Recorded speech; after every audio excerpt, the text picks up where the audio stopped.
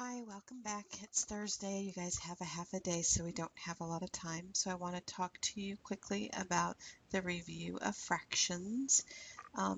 These are just some techniques that you'll need to be aware of in Chapter 9. So let's get started.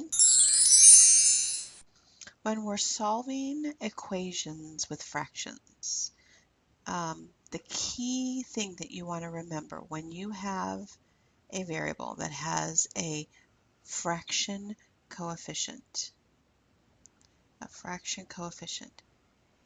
and we've talked about this before, the easiest thing to do is multiply both sides by the reciprocal of that coefficient on that variable. Okay, doesn't matter what's going on the other side, it matters what's going on with that variable. Okay, so I have 1/3 x equals 5/9. I'm going to multiply both sides by 3/1. So those cancel and I get x is equal to, now you can proceed here two different ways. You can do 15/9 and then simplify to 5/3. Or if you saw it, you could reduce here and here. And that would get you right to 5/3. Either way, okay? On problem number 2, we're going to multiply both sides by the reciprocal. The reciprocal of 2/7 is 7/2, both sides. Again, this cancels, that's why we do it, and we get x is equal to, now if you look closely, this 2 will cancel with the 14, and then you're just left with 7 times 7, which is 49. It's really that simple. The next thing we want to make sure is that we know how to add and subtract fractions. And the problems that you're going to see tonight aren't going to be just one or the other, they're probably going to be multiple things. So the first thing that you need to make sure of is that you check your denominators and you make them the same whenever you need to. Okay? The second thing that you're going to do once you get that same denominator is add or subtract the numerators. Just follow the signs, okay? So I have a denominator here of 2 and 3, and this is actually a 1. This is actually a 1, right? Okay, so the common is, I better check that. The common is 6. So what do I multiply 2 by to get to 6? Well, that's 3. So that means I have to multiply 7 by 3, and that gives me 21. What do I have to multiply 3 by to get 6? Well, that's 2, so that means I have to multiply the negative 2 times 2. And what do I have to multiply 1 by to get 6? Well, that's 6, so that means I have to multiply that 2 by 6. And now I just combine my numerator, and I have 21 minus 4 is 17, and 17 plus 12 is 29.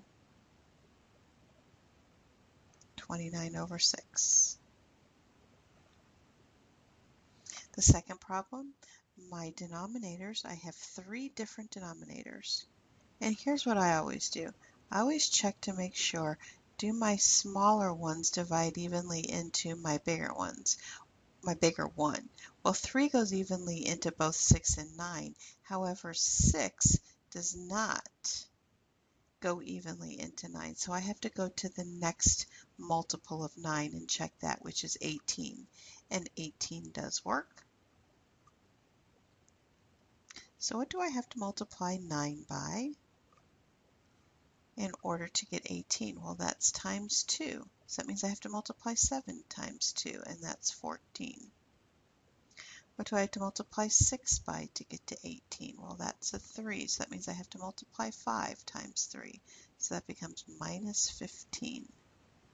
What do I have to multiply 3 by to get 18? Well, that's 6, so that's 2 times 6. So that is plus 12. And then I combine my numerator and I get 14 minus 15, that's negative 1. Negative 1 plus 12, that's 11 over 18. And then you check to see if you can reduce that. Simple enough. The last concept that we're going to talk about is solving proportions. And sometimes you might need to reduce one side or both sides to a single fraction. I don't know if you'll have that tonight, but if you do, get each side down to a single fraction. Then you can use the thing that students most love to do with fractions is they love to cross multiply, even when it's not the right thing to do. But in this case, it would be the right thing to do. You're going to cross multiply. So 9 times x is 9x equals 3 times 12, which is 36. So x would have to equal 4. In this problem, we're going to cross multiply again. And we're going to get 3 times y is 3y is equal to 5 times 15 is 75. So y has to equal 25 if you divide both sides by 3. Just like that. The homework that'll be due on Monday for what we just talked about is on page 551, 1 through 14 all, just some practical problems for this information that I just went over. And also that factoring worksheet, that is also due on Monday when I return. I'll be back on Monday, all right? So if I don't see you Friday, then you guys have a great weekend, and we'll see you on Monday. Thanks for listening. Bye.